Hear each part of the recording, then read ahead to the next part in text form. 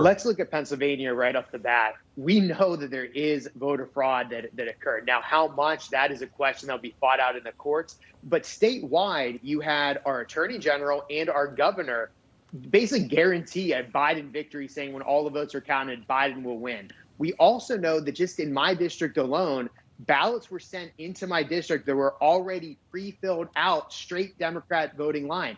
If you look in the Sean Parnell, Conor Lamb race, you had two huge treasure troves of ballots that were found that were overwhelmingly almost 100% filled out for Biden and the Democrats. That's a swing district. Statistically speaking, that is a near impossibility. In Erie, going up north in the state, you have postal workers that claim that their superiors were backdating ballots that were coming in. And then in Philadelphia, of course, you had the fact that poll workers or poll watchers were not allowed access. When they were allowed access, they had to stand well away from well over the 6 feet requirement and couldn't actually watch the votes be tabulated. And we know that on election night, President Trump was up over 500,000 votes. I believe it was about 674,000 votes. The fact that this lead has been eroded to basically 0.5%, very suspect. And just one more thing while I talk about the stats. You had two statewide row offices. Rarely in Pennsylvania did they go Republican. We picked up 2 statewide offices, and yet we didn't win the presidential. Statistically speaking, that is abnormal. That does not usually happen in Pennsylvania. Plus, we lost 0 seats. Congressional seats in Pennsylvania. The numbers just don't make sense. Yeah, the down ballot becoming a split ticket there, that is a big question, too. Another question really quickly with you. Pennsylvania's history of voter fraud. There's a lot of allegations about things that happen in Pennsylvania. Give our viewers just an idea of what you've seen, what you've heard.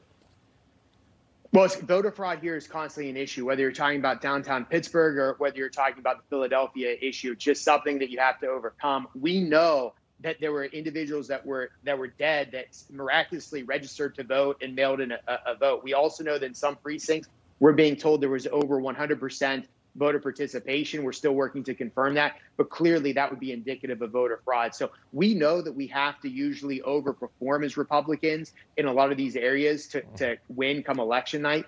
I'm excited to see where this lawsuit goes because, again, if there was voter fraud, we need to know about it. And for every illegal ballot that is counted, it dilutes every legal ballot that was counted. So we've got to fight this vigorously. And if we don't call the Democrat machines out on this fraud, then in future elections, they'll know they can get away with it. Yeah. And future Republican presidents will be undermined. Guy, I got a few seconds left with you. Where are we now in terms of counting the votes in Pennsylvania? Are we still waiting on Philadelphia County?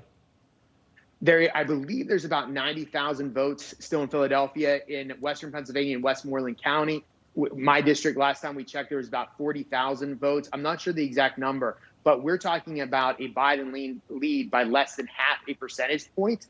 And I think that when you start going to court, knocking out these mail-in ballots, which are the vast majority of the ballots get knocked out in legal challenges, that lead will narrow, and hopefully President Trump will knock out these illegal ballots cast and prevail in Pennsylvania. Newsmax TV is now America's fastest growing cable news channel. We give you the real news you need. So subscribe to our YouTube channel and give us a thumbs up. If you like this video, share it with your friends. Newsmax TV streams live on YouTube for free. Newsmax TV, real news for real people.